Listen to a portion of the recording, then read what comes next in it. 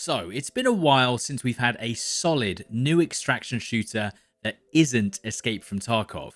Call of Duty's DMZ was cut off from content, Battlefield's Hazard Zone was dead on arrival, and the cycle was straight up shut down. I'm sure I'm not the only one looking for that next big extraction shooter that doesn't require years of experience to play. Luckily, I've been watching and researching the extraction genre news, and I'm finally excited to look at 5 extraction shooters that are actually releasing this year. I'm going to try and start with what seems to be releasing the soonest and what we know the most about, and why I'm excited or concerned about each of them. Of course, make sure to subscribe if you want news and gameplay of these upcoming games, and let me know your thoughts about whether you think they'll succeed. But jumping straight in, the extraction shooter releasing the soonest is going to be Grey Zone Warfare. Now, we barely knew anything about the game until early this year, but essentially it's a modern combat extraction shooter based in a Southeast Asian island. 3 factions of private military companies from global superpowers all have bases on the edge of the 42km squared map. There can be up to 16 players per faction in a server, meaning 48 players maximum, and you can team up with 3 friends to make a 4-man squad. There are significantly more AI than players, and the developers have stated that the experience will be mostly led by PvE more than PvP. The devs have also said that there will be 150 quests available from 6 vendors, which is potentially a ton of content at launch. Now, what's different about this extraction game versus the rest is that the server is essentially a persistent world that you never leave. All the metagame and inventory and quests are performed in first person, live in the game server. When you technically extract, you are picked up by a little bird that takes you back to your faction's home base, and that's where you do all your management and weapon builds. Now, the gameplay is going to be pretty slow and tactical with an almost non-existent UI. Extremely detailed gun mechanics with realistic ballistics and injuries with longer animations for all actions. However, compared to Tarkov, it seems to be slightly less complex in terms of healing and even has a revival system for downed teammates. Now, overall, the visual fidelity of this game is glorious, and it seems to be one of the most graphically demanding games in this list. My biggest concern with this game is that it's going to be rough performance on low-end systems, and also visibility might be an issue in highly detailed areas. They are also going down the hardcore route, meaning teammates will not be marked, and I'm guessing team killing will be pretty rampant. Personally, I would prefer a little bit more accessible UI features like ammo, health, and teammate markers, but that is the path the developers want to take. I'm also a little worried that the pace of the game could be too slow for a lot of players coming from fast action games. But I am still very excited to dive deep into the gameplay with my friends for some tactical squad play. Grey Zone Warfare will be releasing on the PC platform in early access in the next couple of months. Now, up next, a game that has risen from the dead and will be available on all platforms is Delta Force. This is not just a Battlefield-like game with large-scale infantry and vehicle combat. They're also releasing an extraction game alongside its more casual modes, and even a single-player campaign based on the events of Black Hawk Down. They have named the extraction mode Hazard Operations. This game mode features a maximum of 3-man squads that infiltrate an area and attempt to extract loot and complete tasks whilst evading other players and, of course, AI. There is also a single item on the map called the Mandel Brick, which when picked up reveals the squad to all other players on the map that gives the best rewards when extracted. And that certainly sounds familiar to other games we might have played. Allegedly, former DMZ devs and other extraction devs worked on this game, so if you liked DMZ, I'm sure there's going to be something in this game for you. Delta Force seems to have gritty, modern environments with remastered maps from the original game in 1998, and an in-depth attachment system for weapon setups and character loadouts. There'll be multiple ways to extract from around, and of course some sort of metagame in the menus involving currency and items, but no details on that yet. However, I do have some concerns with the identity of this game. Whilst the trailers seem to mostly convey just modern Battlefield style, boots on the ground combat, this game is still going down the route of a hero shooter with futuristic abilities like Valorant, or even dare I say, Battlefield 2042. After the clear disenjoyment of Battlefield fans after the most recent release replacing classes with operators and abilities, I'm concerned as to why the devs have decided to follow in that path. I'm telling you right now, there's a ton of people who will be immediately turned off from the game once these ultimate style skills come into play. The game is also going to be free to play and across all platforms, including mobile, which always brings an array of issues, namely easier access for cheaters, monetization with potential pay to win, and of course my favourite, skill-based matchmaking. Hopefully these issues will be at a minimum, and I'm optimistic that this game could be a potential banger for 2024.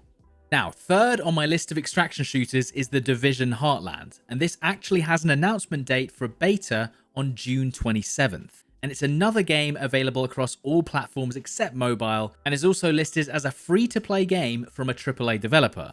This is obviously an expansion of the Division universe in a post-apocalyptic world, but this time located entirely in a small town known as Silver Creek. Now, if you remember, The Division was potentially the birth of PvP extraction shooters with its Dark Zone in the streets of New York, where players fought over rare loot and weapons only available in the Dark Zone and extracted it at hot zones in the map with a huge risk versus reward. Unfortunately, I remember that even just after a week of the Dark Zone going live, the cheaters took over and it was almost impossible to play organically, at least on PC. It was also incredibly buggy, and for me it was ruined before it even had a chance. This time, they have built a standalone game purely for the extraction mode, and hopefully this will lead to a more extensive quest and progression system with a lot more depth regarding player interactions. The Division games have always looked good with decent optimization for all platforms, so performance shouldn't be a big issue. This game will probably be the most casual and accessible game on this list, an almost overwhelming UI, markers everywhere, and of course, who can forget the bullet sponge enemies that take 30 headshots per kill. These games also lean into sci-fi style abilities with drones, scanning grenades, and healing auras. I'm also not the biggest fan of third-person shooters with the peeking advantages and cover-to-cover gameplay, but hopefully this game delivers on a more narrative level, and potentially the highest level of AI with years of development behind them previously. From the trailers, it seems like up to 3-player squads, very easily identifiable friendlies and enemies with quests and bosses galore. This will be perfect for players who want a much more chilled and accessible experience. I just hope they can keep control of the cheats and bugs that plagued their previous extraction games, especially with it being free to play. And then up next on this list is another third-person extraction shooter releasing on most platforms, Ark Raiders. Developed by the same company that brought us the finals, these devs are veterans of the shooter genre, especially those who were former DICE devs from the original Battlefield games. Previously, this game was going to be a PvE co-op shooter with no sign of extracts or other players. But recently, they did a 180 and decided no, this game should compete in the PvP extraction genre, and now it's set to release at some point this year. They were actually planning on releasing it last year, but decided to focus on the finals instead, so hopefully this game has even more polish. It's clearly set in a distant future on a seemingly abandoned and empty Earth with laser weapons, drones, and sci-fi outfits, and you'll have players fighting together against robots as the AI, and of course other humans as players in PvP. Visually, it already looks stunning, with the environments being quite vast, open landscapes, with ruined cities and old technology littered everywhere. Again, another third-person shooter, but it looks like it's going to be less of a cover shooter than The Division, with way more movement mechanics in its gameplay. The engagements with the AI seem to be less constant and chaotic, and more like focused engagements with specific fights in places of interest. There doesn't seem to be anything that suggests how you infiltrate an exfil in and out of the map so far, nor do we know the specifics of the metagame and inventory mechanics, but this is definitely something I'll be keeping an eye on for what looks to be a beautiful, highly narrative and engaging PvPvE gameplay. And then last but not least on this list is an unexpected but welcome addition to the PUBG universe. I already have hundreds of hours in the original PlayerUnknown Battle Royale, and later this year PUBG is getting a full overhaul and being moved over to the Unreal 5 engine. The hype for this game is already building, with players steadily rising over the past few weeks. But not only will PUBG be getting a facelift, they'll also be focusing on a new extraction game to be released alongside their updated Battle Royale this year. The name of the game is currently Project Black Budget. We don't know the extent of how big the extraction mode will be, but the updated game will have destruction, terrain deformation, and obviously massively updated graphics and performance with the new engine. I used to be pretty good at PUBG back in the day, but from what I see players do now, my only concern with this game is that I'll be absolutely pummeled by god tier players who already have thousands of hours in the original game.